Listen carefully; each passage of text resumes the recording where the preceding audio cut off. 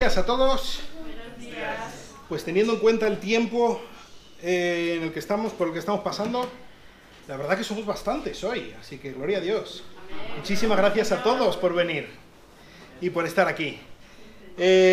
Recuerdo, los móviles apagados o en silencio, modo avión, de alguna manera que no os llame vuestro cuñado o alguien justo en el momento peor. Entonces, si no sabes cómo hacerlo, el que tienes al lado seguro que sabe. Vamos a ir abriendo nuestras Biblias en el capítulo 20 de Mateo. Y estamos ya terminando esta sección, que es bastante larga, que hemos llamado el Camino Real.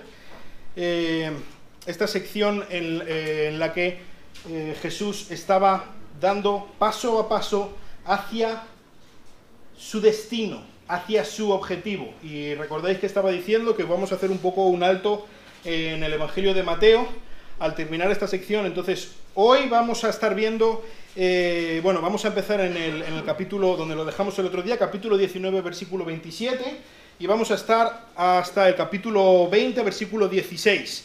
Así que ya solo nos quedará uno más antes de terminar esta sección, y después vamos a estudiar juntos el libro de Daniel, ¿vale? Así que vamos a dar este último arreón. Nos queda hoy y en 3 semanas. Creo que las 2 próximas semanas predicará Ricardo, pero en 3 semanas. Y me gustaría... No os gusta este título, lo sé. Un día de trabajo es algo que a nadie le atrae. No es una cosa que estéis lanzando aleluyas ni nada por ver esto. Lo entiendo, no pasa nada. Me gustaría presentaros a alguien. Si se deja presentar. ¿Es para arriba o es para abajo? ¿Está apagado? Ahí está. ¿Le conocéis? No tenéis por qué conocerle. Quizá alguien le conoce. Depende de lo que os guste la economía. Este hombre es el que, según muchos expertos, es el que ha hecho la mejor inversión de la historia. Este hombre se llama Bill Ackman. Y en plena crisis del 2008, él invirtió sus 27 millones de euros, lo que todo el mundo tenemos una calderilla en cualquier momento que tenemos en el bolsillo, 27 millones de dólares. Un poco menos, pero casi igual de inalcanzable. Pero él tenía 27 millones de dólares por lo que sea. Entonces, él lo invirtió en una compañía, en medio de toda la vorágine y de toda la crisis económica que ocurrió en el 2008, él lo invirtió en una compañía aseguradora para incumplimientos de créditos. En 3 semanas, esta inversión se multiplicó por 100. Y sus 27 millones se convirtieron en 2.600 millones de dólares. 2.600 millones de dólares en 3 semanas. No está mal, ¿no? Para ir empezando. No está mal ese día de trabajo que hizo ese hombre, ¿verdad? Es una muy buena inversión. Y como digo, es lo que se considera por los economistas. Yo estuve buscando ¿cuál es la mejor inversión de toda la historia? No sé, estaba esperando algo quizá anterior en el tiempo, quizá la crisis de la bolsa de Wall Street del siglo pasado, o yo qué sé. Pues no, fue en el 2008, fue el señor Ackman, y en 3 semanas multiplicó por 100 su inversión. Hubiera estado bien que nos hubiera avisado con tiempo, ¿verdad? Aunque no hubieran sido 27 millones de dólares que tuviéramos, pero lo poco que tuviéramos habría estado bien que se multiplicara por 100 en 3 semanas, ¿verdad? Vamos, si os parece, a hablar de otra inversión. Una inversión de la que habla Jesús en este pasaje del que vamos a estar viendo hoy. Dice el Evangelio de Mateo, capítulo 19, a partir del versículo 27, dice así: entonces respondiendo Pedro le dijo: he aquí nosotros lo hemos dejado todo y te hemos seguido. ¿Qué pues recibiremos? Y Jesús les dijo: en verdad os digo que vosotros que me habéis seguido en la regeneración, cuando el Hijo del Hombre se siente en el trono de su gloria, os sentaréis también sobre 12 tronos para juzgar a las 12 tribus de Israel. Y todo el que haya dejado casa, su hermano, su hermana, su padre o madre, o hijos o tierras por mi nombre, recibirá 100 veces más y heredará la vida eterna. Pero muchos primeros serán últimos, y los últimos primeros. Capítulo 20. Porque el reino de los cielos es semejante a un hacendado que salió muy de mañana para contratar obreros para su viña. Y habiendo convenido con los obreros un denario al día, los envió a su viña. Y salió como a la hora tercera y vio parados en la plaza a otros que estaban sin trabajo. Y a esto les dijo: id también vosotros a la viña y os daré lo que sea justo. Y ellos fueron. Y volvió a salir como a la hora sexta, y la novena hizo lo mismo, y saliendo como a la hora undécima, encontró a otros parados, y les dijo, ¿por qué habéis estado aquí parados todo el día sin trabajar? Ellos le dijeron, porque nadie nos contrató. Y él dijo, id también vosotros a la viña. Y al atardecer, el señor de la viña dijo a su mayordomo, llama a los obreros y págale su jornal, comenzando por los últimos hasta los primeros. Cuando llegaron los que habían sido contratados, como a la hora undécima, cada uno recibió un denario. Y cuando llegaron los que fueron contratados primero, pensaban que recibirían más, pero estos también recibieron un denario cada uno. Y al recibirlo murmuraban contra el hacendado, diciendo, estos últimos han trabajado solo 1 hora, pero los has hecho iguales a nosotros, que hemos soportado el peso y el calor abrasador del día. Pero respondiendo él, dijo a uno de ellos, amigo, no te hago ninguna injusticia, ¿no conviniste conmigo en un denario? Toma lo que es tuyo y vete, pero yo quiero darle a este último lo mismo que a ti. ¿No me es lícito hacer lo que quiero con lo que es mío? ¿O es tu ojo malo porque yo soy bueno? Así, los últimos serán primeros y los primeros últimos. Vamos a orar. Señor, te damos gracias por tu palabra, gracias porque tú eres el pagador, Señor, porque tú eres el recompensador de los que te buscan, y queremos buscarte, Señor. Ayúdanos a buscarte, ayúdanos a aprender a valorar más el servirte a ti, el confiar en ti, el dejarte a ti lo nuestro, Señor. Te lo pido en el nombre precioso de Cristo. Amén. Bueno, simplemente para recordar un poco en dónde estábamos, veis que este relato fluye de lo que estuvimos viendo hace un par de domingos, ¿os acordáis? Estábamos viendo el contraste entre el niño y el joven rico, ¿os acordáis? Y lo que el joven rico estaba diciéndole a Jesús, ¿qué más tengo que hacer? He hecho todo, he cumplido todo. ¿Qué más tengo que hacer? Y Jesús le dijo en el versículo 21 del capítulo 19, si quieres ser perfecto, ve y vende lo que posees y da a los pobres y tendrás tesoros en el cielo. Y ven y sígueme. ¿Qué le dijo al rico? Vende todo lo que tienes, deshazte de todo lo que tienes, elimina esas cadenas que te están impidiendo seguirme, y entonces, solo confiando en mí, sígueme. Y claro, yo me imagino, los discípulos en este momento estaban, su mente en toda esta conversación estaba pensando y pensando y pensando. Y entonces Pedro, como portavoz de los discípulos, como ya hemos visto otras veces, le dice, Jesús, nos estamos dando cuenta que todo esto que tú estabas diciendo al joven este, diciéndole que si hace eso tendrá tesoro, nosotros ya lo hemos hecho. Así que tendremos tesoro. ¿Qué hay de lo mío? Yo he estado cumpliendo todo lo que tú has estado diciendo a ese. Yo te he escuchado. Le has dicho a ese que si se deshace de todo y te sigue, habrá remuneración. Bien, yo lo he hecho. ¿Dónde está mi remuneración? Y curiosamente, Jesús no les reprende. Jesús no les dice nada malo, al menos no a las claras. Jesús le dice, tenéis razón, mira tú por dónde, tenéis razón. ¿Habéis dejado todo por seguirme a mí? Así que, versículo 28, en verdad os digo, que vosotros que me habéis seguido, en la regeneración, cuando el Hijo del Hombre se sienta en el trono de su gloria, os sentaréis también sobre 12 tronos para juzgar a las 12 tribus de Israel. Vosotros habéis dejado vuestras familias, habéis dejado vuestros trabajos, habéis dejado vuestra fuente de sustento, habéis dejado vuestra comodidad por seguirme a mí. No os preocupéis que no vais a quedar sin paga. No sufráis. O sea, que esto no sea un motivo de desasosiego para vosotros. Que esto, fíjate todo lo que estoy dejando, que con lo bien que estaba yo allí cogiendo los peces. Tranquilo, de verdad, relájate. Que Dios va a pagar. No te preocupes, que Dios va a pagar. Pero lo que hace Jesús es poner un punto en el futuro, ¿verdad? Él habla de la regeneración. Esta palabra en el griego significa algo así como renacimiento o renovación.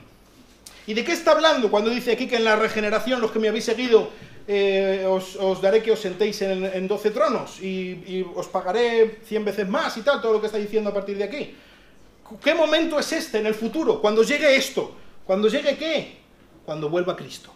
Ese es el punto del que está hablando. ¿Os acordáis cuando estábamos viendo las parábolas de los misterios del reino en el capítulo 13? Que en muchas de las parábolas había un punto en el futuro. Ahora mismo estamos como en una fase intermedia del reino. El reino ya ha sido inaugurado, pero aún no ha sido consumado. ¿Cuándo será consumado? Cuando llegue la regeneración. Cuando vuelva el Mesías. Ahora el Mesías se ascendió en el cielo, después de su resurrección, ascendió al cielo, está a la diestra de Dios ahora intercediendo por nosotros, pero va a volver. Jesús pone un punto, una esperanza en el futuro. Es una regeneración, no es solamente una regeneración espiritual, como podríamos pensar. Cuando Cristo vuelva, habrá un cambio, sí, en la esfera espiritual, pero también en la esfera geográfica, también en la esfera política, también en la esfera económica, también en la esfera social.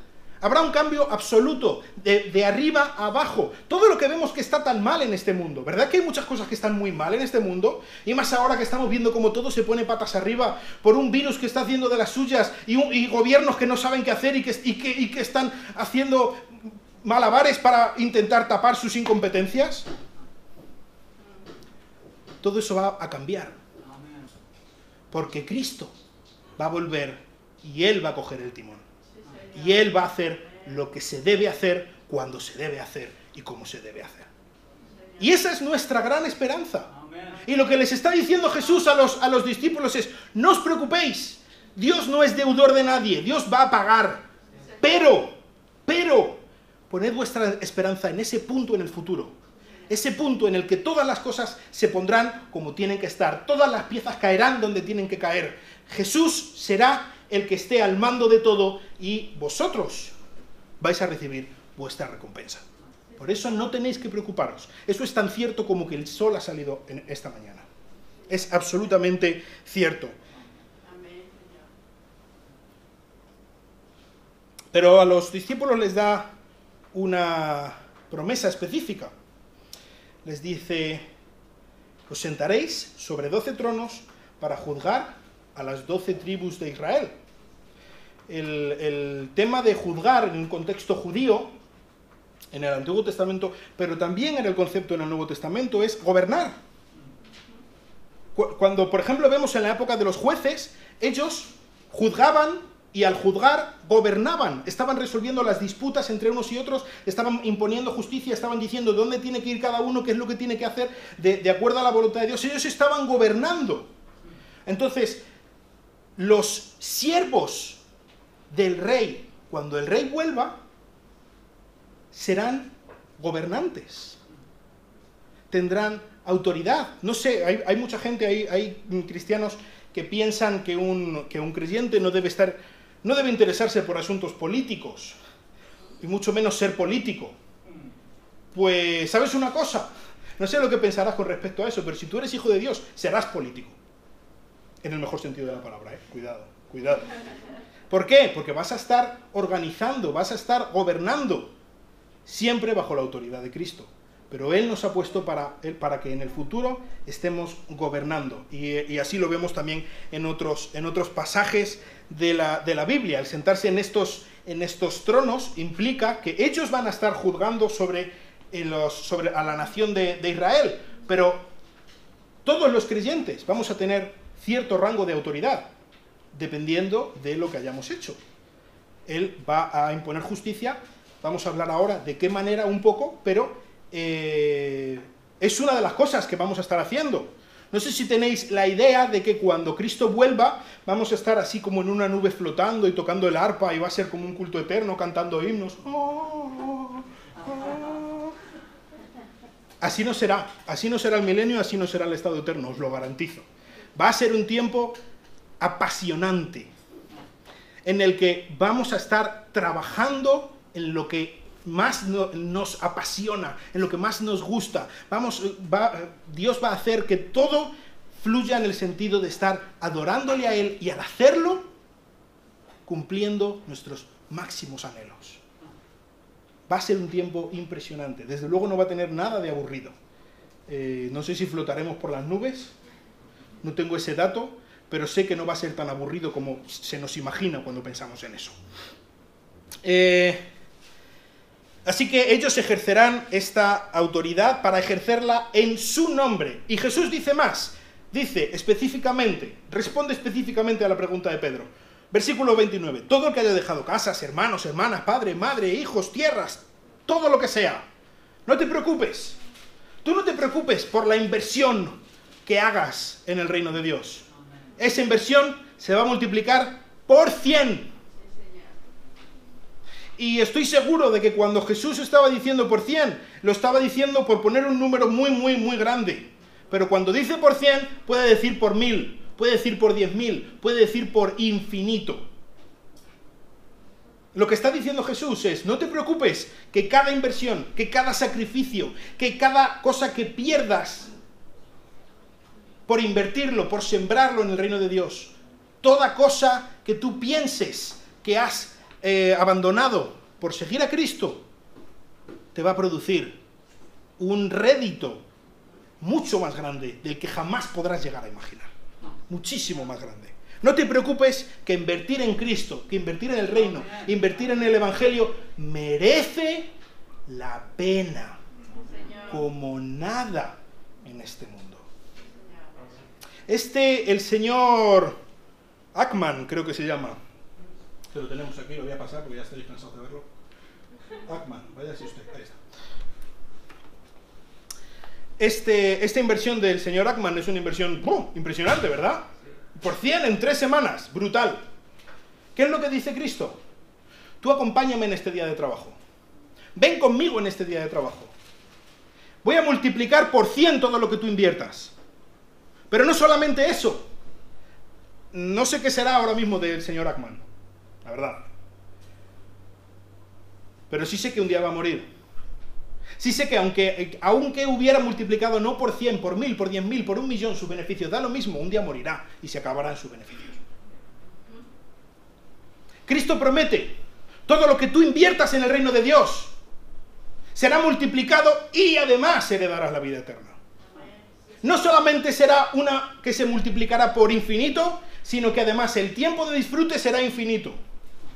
Es la mejor inversión, lo mires por donde lo mires. Es como diría el padrino, es una oferta que no podrás rechazar. Es absolutamente la mejor idea que nadie puede tener en su vida. Invertir todo lo que tiene para seguir a Cristo.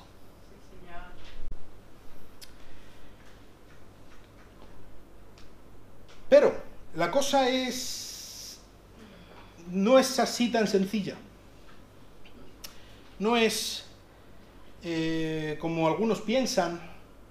El reino de Dios no es un fondo de inversiones. El reino de Dios no es, como por ejemplo dice algún predicador, así tan grande como es tu enfermedad, así de grande tiene que ser tu ofrenda.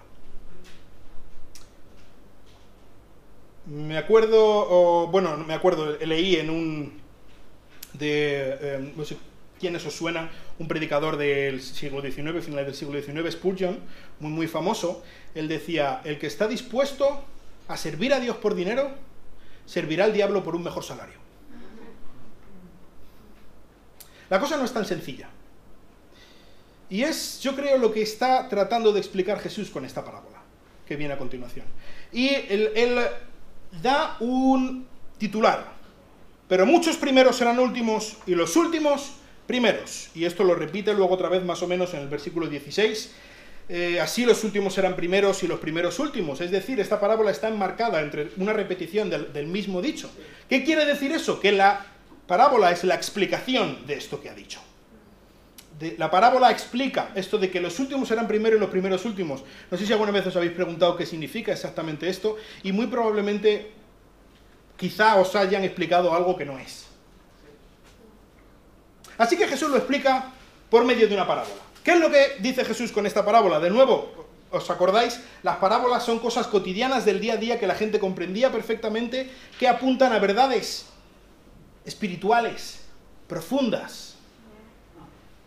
Y desde luego la gente sabía de lo que estaba hablando aquí. Aquí está hablando Jesús del dueño de una viña. Y pues, había muchísimos dueños de muchísimas viñas por allí. La gente sabía exactamente de lo que Jesús estaba hablando. Esto era una historia cotidiana, del día a día. Quizá en nuestro contexto aquí, Alcalá de Henares, siglo XXI, 9 de agosto del 2020, es un poco ajeno. Pero entonces sabían exactamente lo que Jesús estaba diciendo. Así que el reino de los cielos es como un hacendado. Hacendado no es la marca de Mercadona, es el dueño de una hacienda, ¿vale? Es el dueño de esta viña. Salió muy de mañana para contratar a obreros para hacer la vendimia, para vendimiar sus uvas. Entonces salió a primera hora.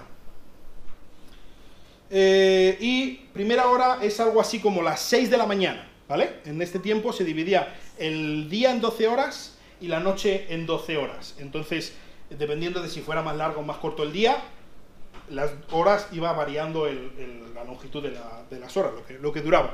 Pero primera hora de la mañana, más o menos a las 6 de la mañana. Entonces lo que hacían era que los trabajadores que querían ser contratados, los temporeros, por decirlo de alguna manera, se ponían en los caminos, sobre todo en las intersecciones de los caminos, para que cuando pasara el dueño, él les contratara. Así que ve a un grupo que están allí esperando a ser contratados. 6 de la mañana, primera hora. Y les dice, venid a trabajar en mi viña, os voy a pagar lo que es justo.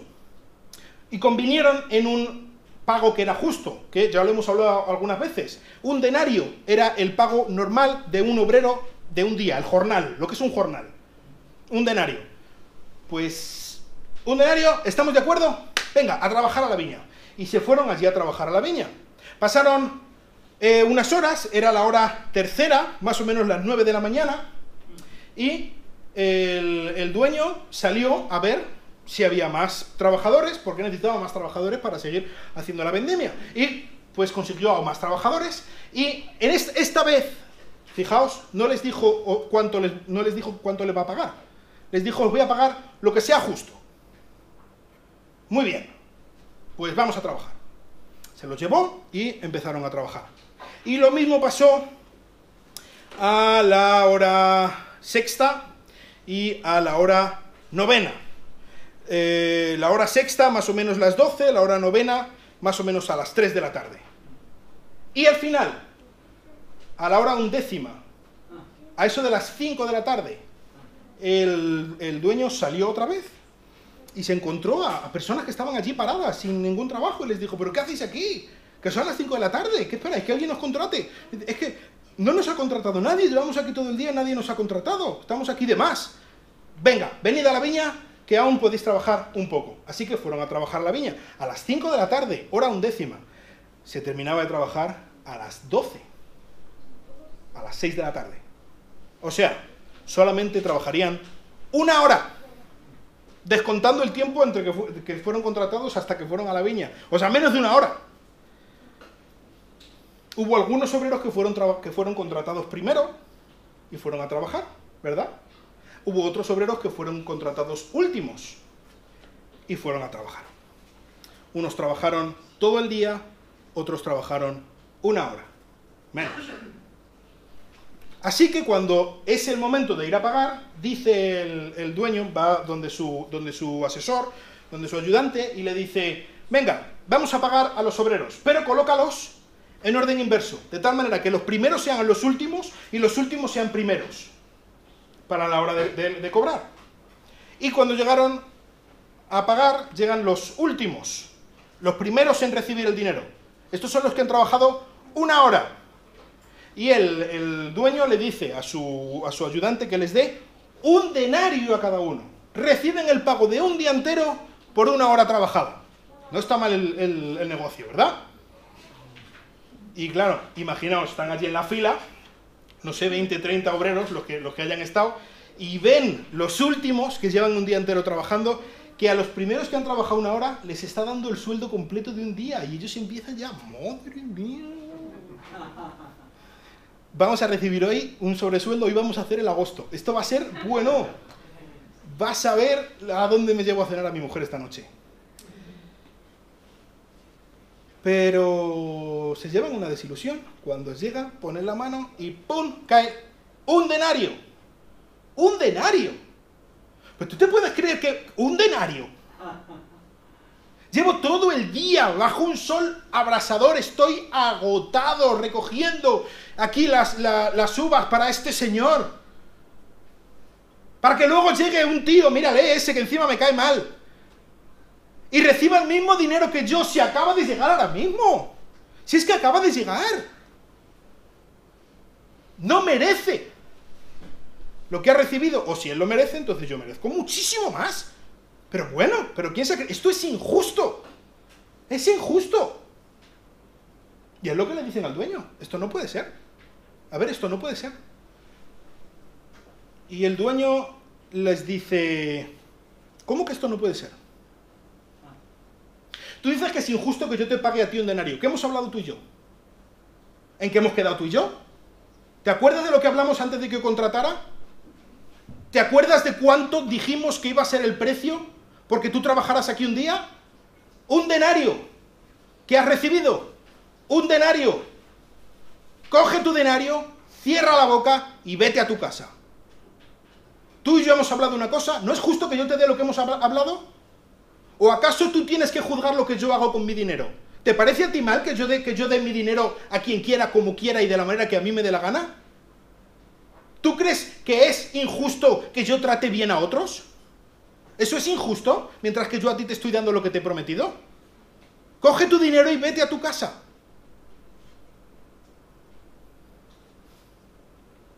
Me imagino que no dirían una sola palabra más. No había ninguna injusticia en el trato que ellos estaban recibiendo. Por mucho que ellos quisieran levantar la mano diciendo que allí había injusticia, no había ninguna injusticia. Porque el dueño es dueño de lo suyo. Sí. Y como dueño, tiene el derecho de dueño a hacer lo que le dé la gana con lo que es suyo. Por lo tanto, nadie tiene el derecho de juzgar de si este o el otro merece más o merece menos. Si tú has recibido lo que mereces, ya está. Si tú has recibido lo que has recibido, ya está. No tienes derecho de juzgar lo que pasa con otros. Y Jesús repite de nuevo, al final, así, los últimos serán primeros, y los primeros serán últimos. Así que, ¿qué significa esta parábola para nosotros? ¿Qué significa esta parábola? ¿Qué significa esto de que los últimos serán primeros y los primeros serán últimos? Bueno, dice que el reino de los cielos es semejante a este hacendado, este dueño es Cristo. Cristo es el que está simbolizado aquí en este dueño. Él es el que llama a gente, a personas que están varadas en los caminos y sin oficio ni beneficio. Él es el que llama a quien quiere para servirle en su viña, y su viña es el mundo. ¿Y cuál es el trabajo que Él quiere? ¿Cuál es la vendimia que Él quiere hacer? Él quiere una vendimia de almas para servirle. Él quiere que el trabajo que hagamos, los que hemos sido llamados a ser siervos del Rey, a ser trabajadores en la viña, es que propaguemos el Evangelio, que mucha gente llegue a conocerle a Él y que mucha más gente llegue a trabajar en la viña. Ese es el trabajo que Él pone a los trabajadores que Él sale a buscar por los caminos, por el mundo. La jornada laboral, este día de trabajo, es nuestro día, nuestra vida. Hasta que muramos o hasta que Cristo vuelva, lo que ocurra antes. Esa es la jornada de trabajo. Ese es el tiempo que tenemos para realizar este trabajo para el dueño, que es Cristo. Y llegará un momento en el que o bien nosotros moriremos o Cristo volverá. Y es en este momento en el que se harán cuentas. Y se repartirán los premios, el pago por el tiempo que se ha estado trabajando. ¿Vale? Esta es la primera parte de lo que significa esta parábola.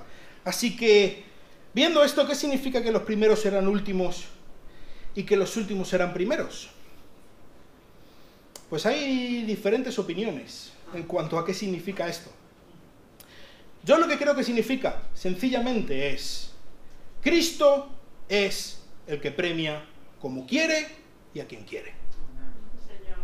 Él es el dueño y Él es el que va a recompensar a las personas de la manera que Él quiere. Él va a repartir sus bendiciones, sus privilegios, para disfrutar durante toda la eternidad como Él quiera, de la manera que Él disponga.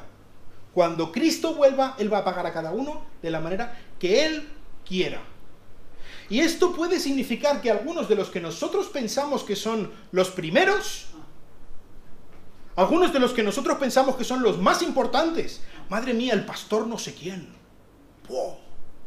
Apóstol no sé cuántos,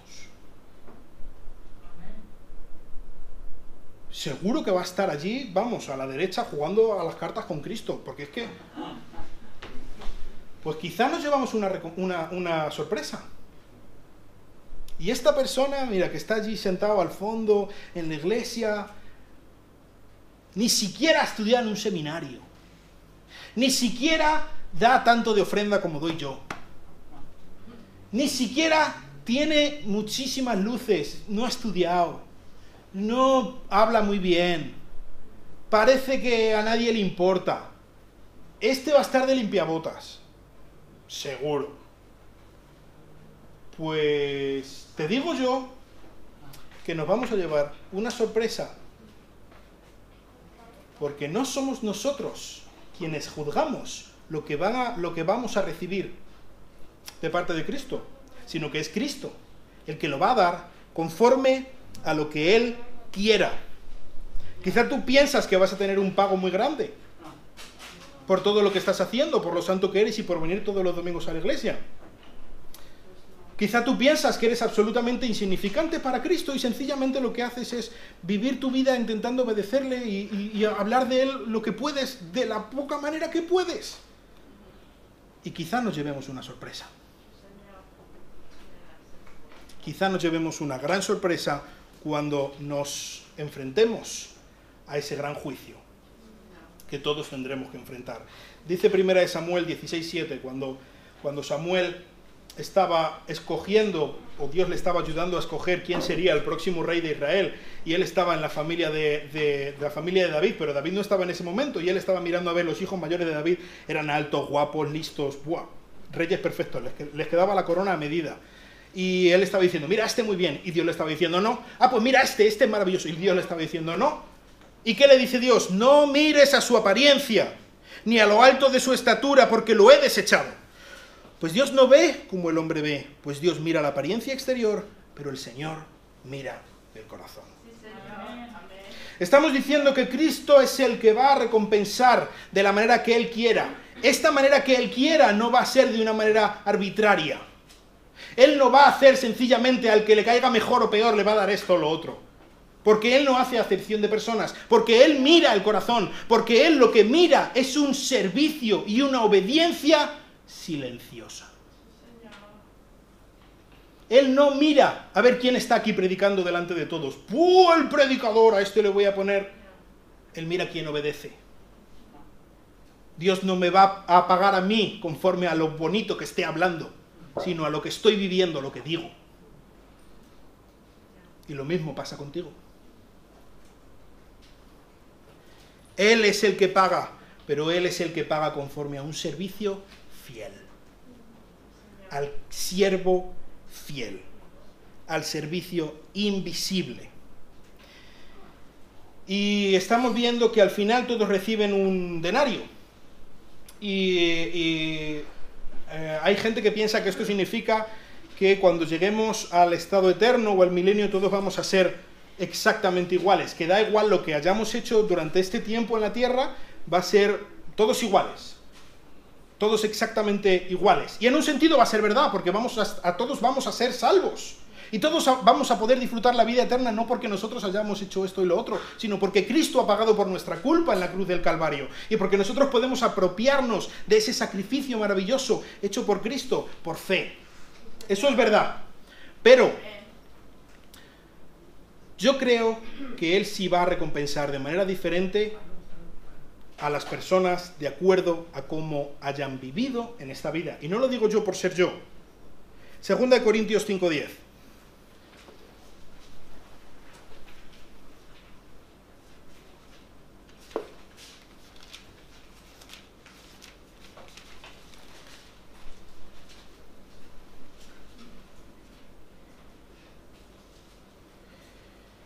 Dice, porque todos debemos comparecer ante el tribunal de Cristo. Es esto de lo que está hablando Jesús, ¿eh? El tribunal de Cristo. Para que cada uno sea recompensado por sus hechos, estando en el cuerpo de acuerdo a lo que hizo, sea bueno o sea malo. Él va a recompensar a sus siervos, de acuerdo a su obediencia a Dios, a los mandamientos, a la voluntad de Dios, de acuerdo a lo que Él esté dispuesto a dar. Es lo que estaba diciendo con los discípulos. No os preocupéis. Todo lo que tú inviertas en el reino de los cielos va a ser recompensado. Y esto no quiere decir que si tú tienes 10.000 euros para invertir, tú vas a recibir conforme a esos 10.000 euros, pero el que solo tiene 10 euros para invertir va a recibir muy poquito, porque claro, lo de 10.000 euros, 10 euros, eso es una chatarra. Pues no. De acuerdo a lo que está en nuestro corazón. Conforme a lo que nosotros nos hayamos dado nosotros primero. Y eso es precisamente lo que está diciendo más adelante en 2 de Corintios. Lo primero que tenemos que hacer es darnos nosotros. Nosotros somos la principal ofrenda que tenemos que dar a nuestro Señor. Lo principal que nosotros podemos hacer por Cristo es darnos nosotros. Ofrendar nuestra vida. Y eso sí, luego, como estábamos diciendo el otro día, todo lo que tenemos, todo nuestro dinero, todo nuestro patrimonio, toda nuestra familia, toda nuestra fuerza, nuestro tiempo, es de Dios. Y vamos a dedicárselo a Él. Vamos a darnos a Él. ¿Vamos a perder mucho? Vamos a perder mucho. Vamos a perder mucho. Sí. ¿Vamos a ganar más? Vamos a ganar mucho más. Y quizás estáis diciendo, vale, pero si yo estoy ahora invirtiendo y dándome a mí, dando de lo mío por el reino de Dios, y Cristo me va a pagar cuando vuelva, ¿qué va a pasar durante este tiempo? Me voy a quedar a dos velas y a ver qué hago yo.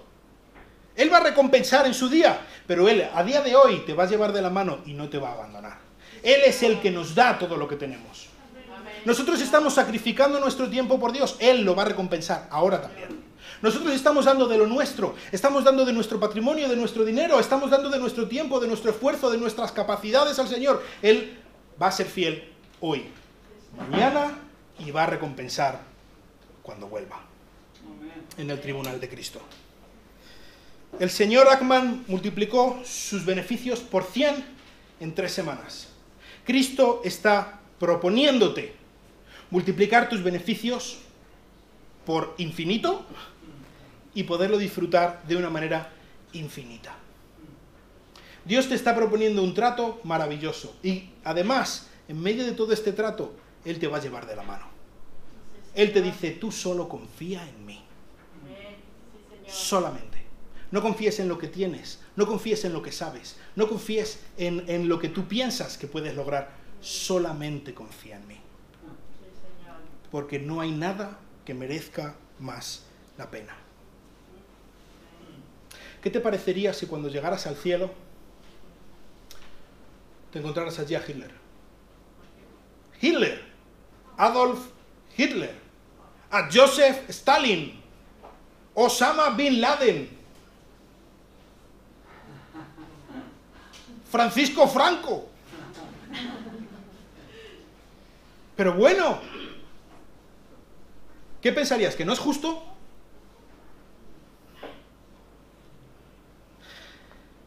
Tan buenos como nos creemos. ¿Sabéis qué es lo único que nos diferencia a ti y a mí de Hitler? Solo una cosa: la gracia de Dios. Es lo único. ¿Te imaginas que cuando llegaras al cielo te encontraras allí a tu peor enemigo? A la persona que más daño te ha hecho, que te ha roto el corazón y además a sabiendas que con inquina te ha destrozado la vida. ¿Te imaginas que te lo encuentras?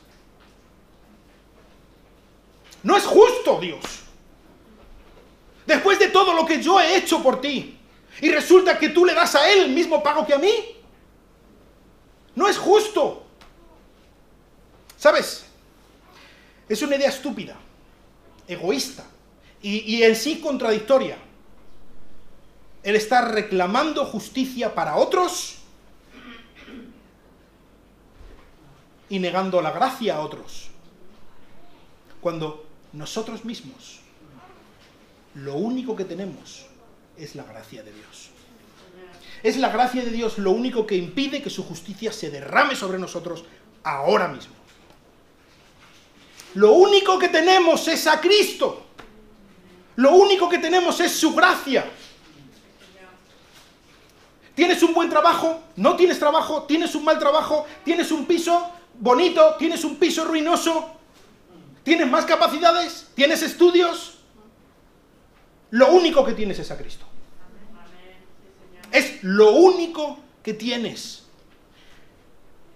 Él y su misericordia hacia nosotros. ¿Qué esperas recibir de Dios si todo lo que tienes lo has recibido de Él? ¿Qué crees? ¿Que vas a hacer un servicio tan grande, tan bueno, tan maravilloso al Señor o a los hombres, a inventar una vacuna o a qué sé yo, a hacer qué cosas para ganarte la salvación? Lo único que tenemos es a Cristo.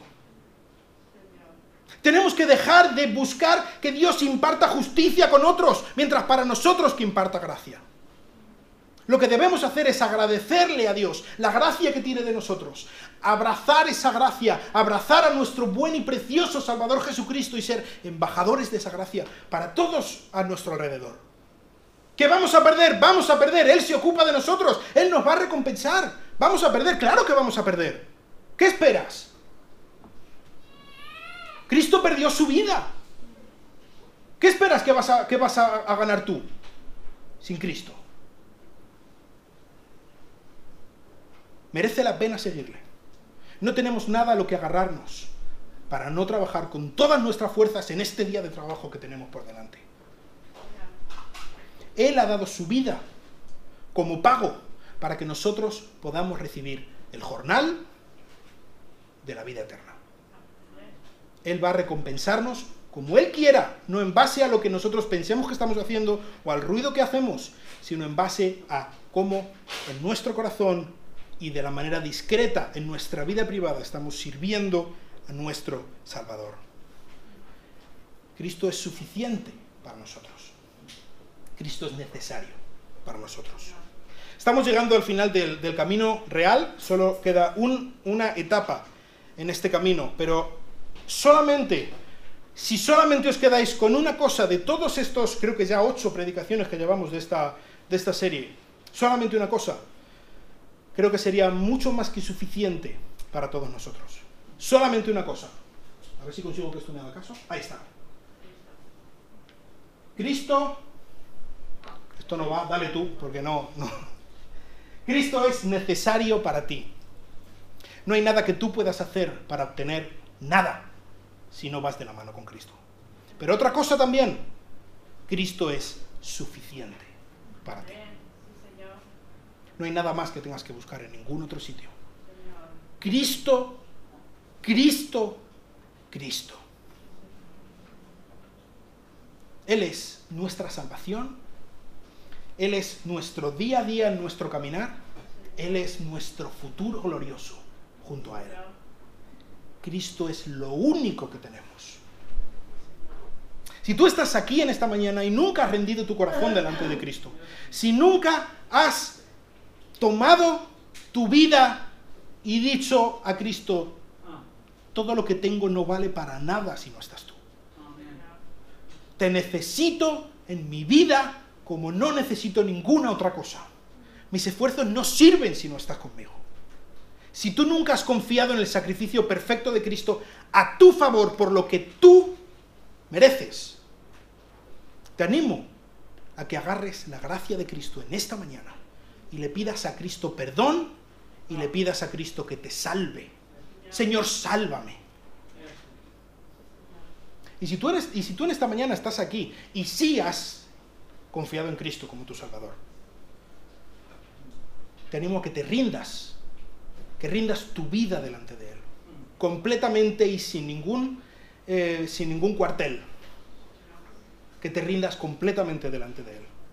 Él es necesario en tu vida. Él es suficiente en tu vida. Y quizá estás aquí y Dios te está llamando a servirle con todo lo que tienes. Como estábamos viendo el otro día, las cadenas de oro que estaban impidiendo que el joven rico pudiera seguir a Cristo. Quizá tú tienes alguna cadena de oro en tu vida que te niegas a rendir porque te gusta. Mi oración por ti es que te rindas delante del Señor, que rindas tus fortalezas, que rindas tus cadenas y que le sigas a Él. Vamos a orar.